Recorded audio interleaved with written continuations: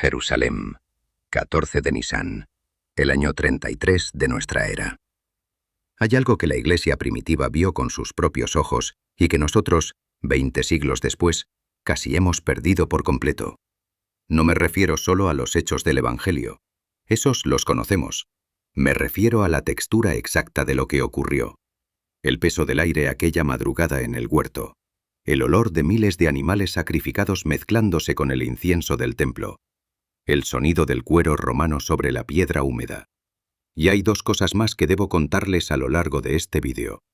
Dos detalles que los primeros testigos registraron con precisión casi obsesiva y que la mayoría de los creyentes modernos han pasado por alto completamente.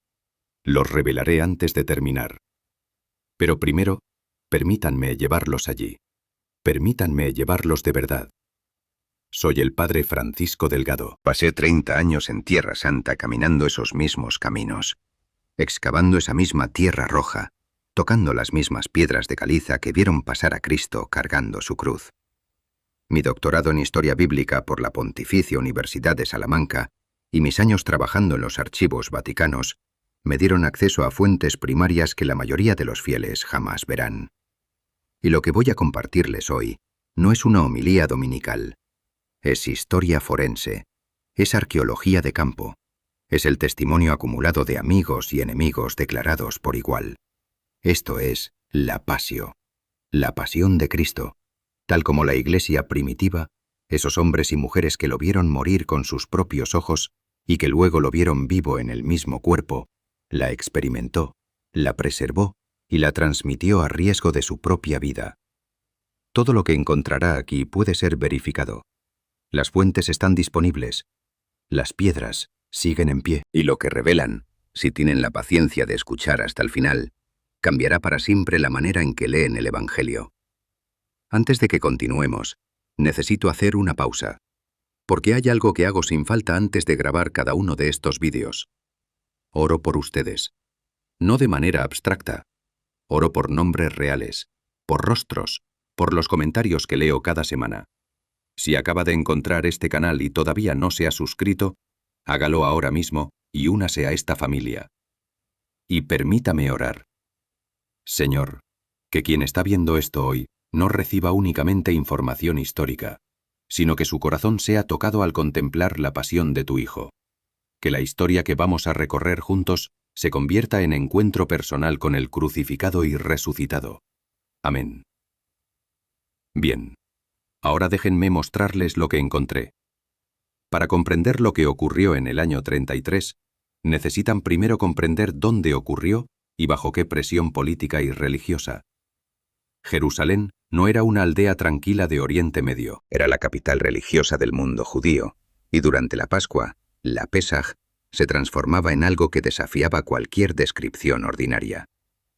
El historiador Flavio Josefo, en su obra capital, La guerra de los judíos, calculó que durante las festividades del Segundo Templo podían congregarse en la ciudad hasta 256.000 víctimas pascuales registradas, lo que siguiendo la proporción ritual de un cordero por cada 10 personas, implica una población festiva de entre 1 millón y 1.200.000 personas. Todo esto en una ciudad cuya población permanente oscilaba entre los 80 y los 100.000 habitantes. Imaginen esto. Es como si la ciudad de Toledo, en condiciones normales, absorbiera de golpe más visitantes que toda la Comunidad de Madrid moderna. Las posadas no podían contenerlos. La gente dormía en azoteas, en patios, en tiendas sobre las laderas del Monte de los Olivos. El olor de la ciudad durante la Pascua era una mezcla imposible de describir. El humo de los sacrificios matutinos en el templo, el aceite de miles de lámparas encendidas, el estiércol de los animales de carga y el sudor de una humanidad apretada que rezaba y esperaba bajo un sol de primavera que comenzaba a sentirse con fuerza en la piedra caliza. El templo, el Beit HaMikdash, que en hebreo significa literalmente la casa de la santidad, dominaba el horizonte de Jerusalén desde cualquier punto de la ciudad. Su plataforma medía 400 metros de norte a sur y 300 metros de este a oeste. Para darles una referencia concreta, eso equivale a más de 30 campos de fútbol. El arquitecto e historiador bíblico Leon Rittmeyer, quien pasó décadas excavando en el monte del templo, Documentó bloques de piedra individuales que pesaban hasta 570 toneladas, un peso superior al de 5 de los aviones de carga más grandes que jamás ha construido la humanidad. Cuando los discípulos señalaron al templo y le dijeron a Jesús: «Mira, maestro, qué piedras y qué edificios», no estaban hablando en hipérbole devota. Estaban señalando una de las 7 maravillas arquitectónicas del mundo antiguo. Y Jesús les respondió: «No quedará aquí piedra sobre piedra que no sea derribada». En el año 70 después de Cristo, el general Tito cumplió esa profecía con precisión milimétrica. Sobre todo esto gobernaba Roma con puño de hierro. El prefecto Poncio Pilato llevaba ya 4 años al mando de Judea cuando ocurrieron los eventos de la Pasión. Y aquí entra la primera confirmación arqueológica directa de un personaje de los relatos evangélicos. En 1961, un equipo de arqueólogos italianos excavando el Teatro Romano de Cesarea Marítima descubrió una losa de piedra caliza con una inscripción en latín que decía: Tiberium, Pontius Pilatus, Praefectus Judae. Poncio Pilato, prefecto de Judea. La piedra existe. Está expuesta hoy en el Museo de Israel, en Jerusalén. Yo la he sostenido entre mis manos. He sentido el peso de su testimonio. Y lo que esa piedra dice es simple. El hombre que condenó a muerte a Jesús de Nazaret no es un personaje legendario. Es historia verificable, tallada en roca por sus propios contemporáneos.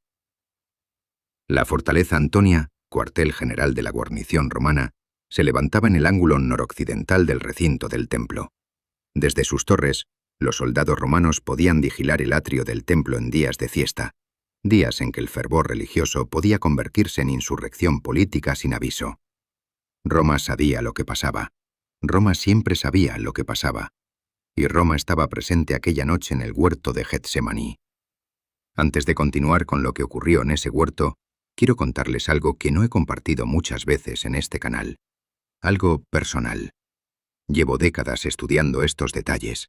Inscripciones, osarios, manuscritos, sedimentos geológicos, y durante mucho tiempo el mayor desafío para mí no era encontrar la evidencia. Era mantener viva la conexión espiritual con ella cada mañana. Los datos podían enfriarse. La arqueología podía volverse académica, distante, un ejercicio intelectual sin alma. Hasta que encontré algo que cambió completamente mi práctica diaria. Cada mañana ahora, antes de la misa de las 7, antes del café, antes de que me llegue el primer pensamiento del día, abro una aplicación en mi teléfono que hace exactamente lo que intentamos hacer en este canal. Unir la profundidad histórica y arqueológica de la escritura con la oración viva de cada amanecer. Toma los textos que estudiamos, los conecta con la tradición y los convierte en un encuentro real con Dios. No sé cómo explicarles la diferencia que eso ha hecho en mis mañanas, excepto diciéndoles una sola cosa: no podría volver a como era antes. He dejado el enlace en el comentario fijado. Encuéntrenlo después del vídeo. Pero ahora déjenme continuar, porque lo que ocurrió en aquel huerto aquella noche es algo que merece ser contado con toda la profundidad que se le debe. Getsemaní. El nombre viene del arameo Gad Shemanim, prensa de aceitunas. Un huerto al pie oriental del Monte de los Olivos, a menos de 1 kilómetro del templo, al otro lado del torrente Cedrón. Aquella noche del 14 de Nisán, la luna llena pascual, que por prescripción de la Torá debía estar en su plenitud exactamente esa noche, bañaba los olivos milenarios con una luz plateada y fantasmal. Los arqueólogos han confirmado que algunos de los olivos que permanecen hoy en el huerto de Getsemaní tienen más de 900 años de antigüedad. Sus raíces se alimentan del mismo suelo donde Jesús cayó de rodillas aquella noche. El suelo era pedregoso, seco, perfumado por el aceite que impregnaba cada rama y cada corteza retorcida. Hacía frío. En Jerusalén, durante el mes de Nisán, la temperatura nocturna desciende hasta los 8 o 9 grados centígrados. Y sin embargo, Lucas, el médico evangelista, consigna algo que durante siglos se leyó como metáfora intensa, hasta que la medicina moderna demostró que era descripción clínica. Lucas escribe en griego: su sudor se volvió como grandes gotas de sangre que caían hasta la tierra. La palabra clave es tromboi, coágulos, grumos, no gotas líricas de lluvia. El Evangelio usa vocabulario médico preciso para describir lo que la ciencia moderna llama hematidrosis, o en la terminología griega original, hematidros. Una condición real, documentada, en la que el estrés extremo provoca la ruptura de capilares sanguíneos dentro de las glándulas sudoríparas, de tal modo que el sudor emerge literalmente mezclado con sangre. El doctor Frederick Sugibe, jefe de medicina forense del condado de Rockland, en Nueva York, documentó casos clínicos modernos de hematidrosis en personas sometidas a terror agudo. No es poesía, es diagnóstico. Y este detalle tiene consecuencias físicas cruciales para comprender todo lo que vino después. La piel afectada queda hipersensible, inflamada, casi en carne viva.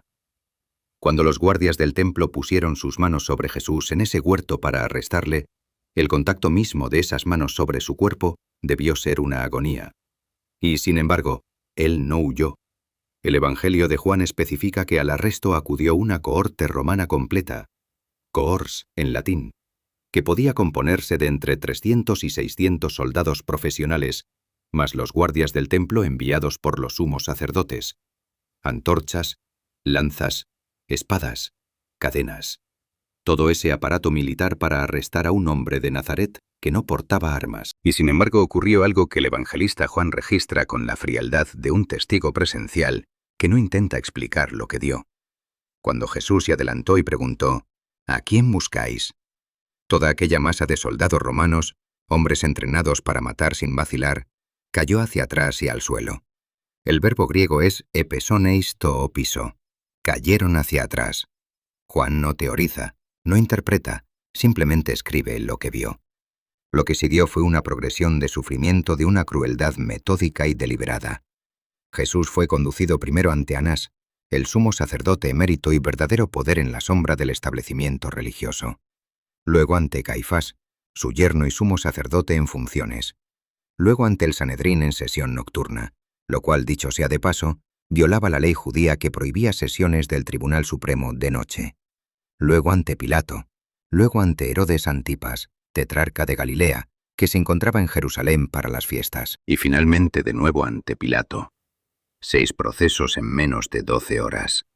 Para cuando el sol de aquel viernes comenzó a clarear sobre los tejados de Jerusalén, Jesús no había dormido ni un solo instante. Su cuerpo llevaba horas en estado de estrés extremo, con la piel ya comprometida por la hematidrosis. Los golpes descritos en Lucas 22 lo golpeaban, le cubrían el rostro y le preguntaban, «Profetiza, ¿quién te golpeó?» Y la humillación sistemática diseñada para quebrar la voluntad, antes incluso de llegar a la ejecución. Pero llegó la ejecución, y debemos hablar del flagellum romano con honestidad, porque la iglesia primitiva no apartaba los ojos. Era un látigo de cuero trenzado del que colgaban, en su extremo, pesos de metal o hueso, bolas de plomo, astillas de hueso de oveja, trozos de bronce, diseñado no meramente para causar dolor, sino para destruir tejido de manera progresiva y sistemática. El doctor Seth Truman Davis, cirujano y experto forense, describió el proceso en términos que no se pueden escuchar sin conmoción. Los primeros golpes del flagellum laceran la piel. Los siguientes empiezan a exponer el tejido subcutáneo. Los golpes más avanzados alcanzan el músculo. Los últimos pueden dejar expuesta la columna vertebral. La Mishnah judía imponía un límite de 40 azotes menos 1, 39, como acto de misericordia calculada para no matar al condenado. Los romanos no tenían ese límite. El único freno era no matar al prisionero antes de crucificarle. Isaías, escribiendo 700 años antes, empleó para describir al siervo sufriente la palabra hebrea mischat, desfiguración radical, corrupción de la forma. Tan desfigurado estaba su aspecto que no parecía hombre, ni su apariencia, la de un ser humano. 7 siglos antes. Descripción forense antes de que existiera la medicina forense. Después de la flagelación llegó el patibulum, la viga horizontal de la cruz que el condenado debía cargar él mismo hasta el lugar de la ejecución. Su peso oscilaba entre los 40 y los 60 kilogramos. Esa carga se colocaba sobre los hombros, sobre una espalda que acababa de ser destruida por el flagellum. Las calles de Jerusalén en el siglo I no eran avenidas anchas y cómodas. Eran callejones empedrados, angostos, con escalones irregulares tallados directamente en la roca, llenos de gente que se apartaba o que observaba. En algún punto del camino, el cuerpo de Jesús cedió. Lucas 23 describe cómo los soldados romanos tomaron a Simón de Cirene. El verbo griego es epelabon. Lo tomaron por la fuerza y lo obligaron a cargar el patibulum. Eso nos dice algo que ningún predicador debería silenciar. Llegó un momento en que Jesús de Nazaret, física y humanamente, ya no pudo. Sus rodillas tocaron la piedra. Y aún así continuó. Quiero hacer una pausa aquí, porque sé que alguien está mirando esto ahora mismo y siente exactamente eso. Que hay algo en su vida, una carga que lleva demasiado tiempo, una situación que lo ha dejado sin fuerzas, una traición que ha doblado sus rodillas y que siente que no puede más. Le pido que escriba en los comentarios, aunque sea una sola palabra, ¿qué es lo que carga? Esta comunidad ora. Yo leo cada mensaje. Hay algo profundamente pascual en el acto de nombrar el peso ante otros. En eso precisamente empieza la redención. Llegaron a Gólgota, en hebreo Gulgolez, lugar del cráneo, una pequeña elevación de roca caliza fuera de las murallas de la ciudad, visible desde la carretera principal que entraba a Jerusalén por el norte. El lugar era estratégico en su visibilidad. La crucifixión romana no era únicamente una pena de muerte, era teatro de terror imperial. Era el mensaje más claro que Roma enviaba a los pueblos sometidos. Esto es lo que le ocurre al que desafía al César. Las cruces en el Gólgota eran carteles permanentes de poder. Los clavos. Aquí la arqueología tiene algo extraordinario y definitivo que decir. En 1968, en el yacimiento de Givat HaMiftar, al norte de Jerusalén, durante trabajos de construcción, apareció un osario, una caja de piedra para contener huesos, con el nombre Yehohanán grabado en la superficie. Dentro, los huesos de un hombre crucificado en el siglo I. Los arqueólogos del Instituto de Arqueología de la Universidad Hebrea encontraron que los huesos del calcáneo, el hueso del talón, tenían todavía atravesado el clavo de hierro que lo había sujetado a la madera, con un fragmento de madera de olivo adherido al extremo del clavo por la oxidación. La posición del clavo indicaba que los pies habían sido atravesados lateralmente, a través del tobillo, no en la planta del pie como representa la iconografía medieval tardía. Y las marcas en el radio del antebrazo mostraban la posición de los clavos en las muñecas, precisamente donde los médicos forenses modernos han confirmado que debían ir para que la estructura ósea de la mano pudiera sostener el cuerpo adulto sin rasgar completamente el tejido blando. Este hallazgo confirmó lo que el Salmo 22, versículo 17, había dicho en hebreo 1000 años antes. Ka'aru yadai beraglai. Horadaron mis manos y mis pies. Detengámonos en el Salmo 22. Es imposible exagerar su importancia apologética y teológica. El rey David lo escribió aproximadamente en el año 1000 a.C. En ese momento de la historia, la crucifixión como método de ejecución no había sido inventada todavía. Los persas la desarrollarían siglos después, y los romanos la perfeccionarían aún más tarde. Y sin embargo, el Salmo 22 describe con precisión biomecánica y médica un proceso que David no podía conocer por experiencia ni por conocimiento técnico. Versículo 14. Me derramo como agua, todos mis huesos se han dislocado. La dislocación de los hombros es una consecuencia biomecánica documentada y estudiada de la postura en cruz. El peso del cuerpo colgando de los brazos extendidos provoca la separación progresiva de la articulación glenohumeral. Versículo 15. Mi fuerza se ha secado como un tiesto. Mi lengua se pega a mi paladar. Deshidratación severa y choque hipovolémico. La sed extrema de la crucifixión está documentada en toda la literatura médica sobre el proceso. Versículo 17. Puedo contar todos mis huesos. Ellos me miran, me observan. La extensión forzada del cuerpo en la cruz hacía que las costillas del condenado quedaran visibles bajo la piel tensa. Versículo 18. Reparten entre sí mis vestidos y sobre mi ropa echan suertes. El Evangelio de Juan, capítulo 19, en versículo 24, cita explícitamente este versículo y describe cómo los soldados romanos sin saber nada de profecías judías, sortearon la túnica inconsútil de Cristo porque no querían rasgarla. 1000 años de anticipación, cumplida por hombres que nunca habían leído el Salmo, en un proceso de ejecución que no existía cuando fue escrito. Y el Salmo abre con las exactas palabras que Jesús pronunció desde la cruz en arameo. Eli, Eli, lama sabactani.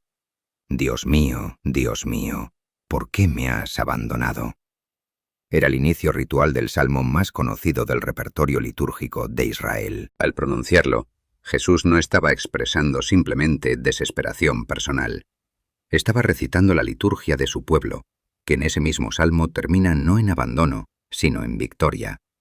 Pues no ha despreciado ni desdeñado la aflicción del pobre, ni se ha escondido de él, sino que cuando clamó a él, le escuchó. Daniel capítulo 9, versículos 25 y 26. Esto es matemática profética de una exactitud que hace temblar. El profeta Daniel recibe en el siglo VI a.C. una visión en la que se le dice que desde la orden de reconstruir Jerusalén hasta el advenimiento del ungido, el Masíach, transcurrirán 70 semanas de años, es decir, 7 veces 70 años. Los investigadores bíblicos, comenzando por Sir Robert Anderson en su obra El príncipe que ha de venir, calcularon que contando desde el decreto de Artajerjes I del año 445 a.C. para la reconstrucción de Jerusalén, y aplicando el calendario profético hebreo de 360 días por año, se llega con una precisión de días exactos al año 32-33 de nuestra era, el año de la Pasión.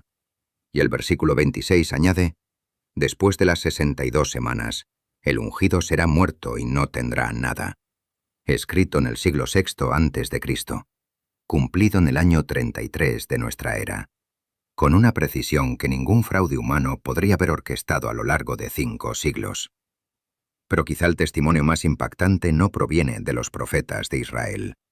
Proviene de los enemigos declarados del cristianismo. Publio Cornelio Tácito fue el historiador más riguroso, más exigente y más antipático hacia los cristianos de toda Roma. Era senador, hombre del patriciado romano, y en sus anales, específicamente en el libro 15, capítulo 44, escrito alrededor del año 116 después de Cristo, describió a los cristianos como una secta que el vulgo detestaba por sus abominaciones. Y sin embargo, en ese mismo texto, escribió esto, y cito: Christus, de quien deriva el nombre, fue ejecutado en el reinado de Tiberio por el procurador Poncio Pilato. Tácito no tenía ningún interés apologético. No era amigo del Evangelio. Era un aristócrata romano que despreciaba a los seguidores de Cristo. Lo que escribió, lo escribió porque era un hecho histórico que no podía ignorar sin comprometer su propia reputación como historiador. Flavio Josefo, el gran historiador judío que sirvió a los romanos tras la caída de Jerusalén, escribió en sus Antigüedades Judías, libro 18, el pasaje conocido como el Testimonium Flavianum. Aunque la versión que nos ha llegado en griego muestra signos de interpolación cristiana posterior, el núcleo del texto fue confirmado como auténtico gracias a una versión árabe descubierta en el siglo XX por el profesor Shlomo Pines de la Universidad Hebrea de Jerusalén. Esa versión árabe, menos retocada, dice: Era Jesús un hombre sabio. Pilato lo condenó a la crucifixión y muerte, pero quienes lo amaban no lo abandonaron, y dijeron que se les había aparecido vivo 3 días después de su muerte. Un historiador judío escribiendo para audiencias romanas, confirmando la crucifixión, confirmando la creencia en la resurrección, sin poder ignorar ninguna de las dos. Y luego está la oscuridad. Los 3 evangelios sinópticos, Mateo, Marcos y Lucas, describen unánimemente una oscuridad que cubrió toda la tierra desde la hora sexta hasta la hora nona, del mediodía a las 3 de la tarde. Un eclipse solar en luna llena es astronómicamente imposible. Un eclipse solar requiere luna nueva, y la Pascua judía siempre cae en luna llena. No era un eclipse ordinario. Pero lo extraordinario no es que los evangelios lo describan. Lo extraordinario es que las fuentes paganas también lo registraron. El historiador cristiano del siglo III, Julio Africano, cita a un historiador pagano del siglo I llamado Talus, que al intentar explicar racionalmente la oscuridad que cubrió el mundo durante la Pasión, la atribuye a un eclipse, como si quisiera encontrar una causa natural para un fenómeno que incluso sus contemporáneos no podían negar que había ocurrido. El historiador griego Flegón de Tralles, en sus crónicas, menciona una oscuridad extraordinaria y un terremoto en tiempos del emperador Tiberio. Hombres que no creían en Cristo no podían negar que algo había ocurrido en el cielo aquel día. Solo querían explicarlo sin tener que concluir lo que los discípulos concluían. El terremoto del Gólgota tiene confirmación geológica independiente. En el año 2012, el Dr. Jefferson Williams y su equipo publicaron en la revista International Geology Review un análisis de los sedimentos laminados del Mar Muerto, los barbes, como se llaman técnicamente, que reveló evidencia de 2 eventos sísmicos en la región de Judea durante el siglo I. Uno alrededor del año 31 después de Cristo y otro dentro de la ventana de los años 26 al 36. Este segundo coincide exactamente con el periodo histórico de la Pasión. La tierra tembló. La ciencia lo confirma. Y la síndone. La síndone de Turín, el Santo Sudario, sigue siendo uno de los objetos más estudiados de la historia humana. Quienes cuestionan su autenticidad deben enfrentarse a esto. El botánico criminalista Max Frey Sulzer identificó en la tela 48 tipos de pólenes, de los cuales 36 son endémicos específicamente de Palestina, Turquía y Constantinopla, la ruta geográfica exacta que la reliquia habría seguido según las fuentes históricas. La imagen corporal sobre la tela muestra las marcas de la flagelación romana en la espalda, con la distancia entre impactos correspondiente a la apertura de un flagellum estándar. La imagen facial muestra heridas en el cuero cabelludo consistentes con una corona de espinas. El Dr. John Jackson, físico del Laboratorio Nacional de los Álamos, descubrió que la imagen contiene información tridimensional codificada, algo que las técnicas de manufactura medievales hacen tecnológicamente imposible de falsificar. Si la síndone es auténtica, estamos mirando el retrato en negativo del hombre que murió en el Gólgota. Si no lo es, alguien en la Edad Media fabricó accidentalmente el objeto más científicamente sofisticado de toda la historia del arte. Y entonces llegó el tercer día. La anástasis, en griego, la resurrección, la vuelta a ponerse en pie. La tumba era nueva. Juan 19:41 lo especifica expresamente. En el huerto donde fue sepultado había un sepulcro nuevo en el que nadie había sido puesto todavía. Los 4 evangelios coinciden en un detalle que a primera vista podría parecer menor, pero que los historiadores y forenses han señalado repetidamente como incompatible con cualquier explicación alternativa a la resurrección. Juan 20, versículos 6 y 7, describe lo que Pedro y el discípulo amado encontraron al entrar. Los vendajes funerarios, taozonia en griego, estaban keimena, descansando en su sitio, y el sudario que había cubierto la cabeza estaba enrollado separadamente en otro lugar. Nadie que hubiera robado un cadáver habría meticulosamente desenvolvido los vendajes impregnados de mirra y áloes. Juan cuantifica esas especias en como 100 libras, unos 33 kilogramos, para dejarlos ordenadamente colocados en la tumba vacía. Y ningún hombre sometido a la muerte clínica que habría supuesto la crucifixión habría podido, en el estado físico que hemos descrito, liberarse de esos vendajes y caminar. Las telas estaban en su lugar, el cuerpo no. Lo que la Iglesia primitiva vio, y cierro ahora el primero de los lazos que dejé abierto al comenzar, no fue simplemente la muerte de un hombre justo e inocente. Fue la irrupción de algo que rompía las leyes del tiempo y la muerte. María Magdalena lo confundió con el jardinero hasta que él la llamó por su nombre. Tomás, el escéptico por definición, puso sus dedos en las heridas y exclamó: «Señor mío y Dios mío». Las primeras palabras en todo el Nuevo Testamento que identifican explícitamente a Jesús con Dios. 2 discípulos caminaron 7 kilómetros a su lado en el camino de Emaús y no lo reconocieron hasta que partió el pan. El cuerpo resucitado era inequívocamente el mismo. Portaba las marcas de los clavos y la lanza, y al mismo tiempo era diferente. Comía pescado, se dejaba tocar, y sin embargo aparecía y desaparecía, atravesaba puertas cerradas. No era un fantasma, no era un símbolo, era una categoría nueva de existencia para la que el idioma humano no tenía todavía palabras adecuadas. Tetelestai.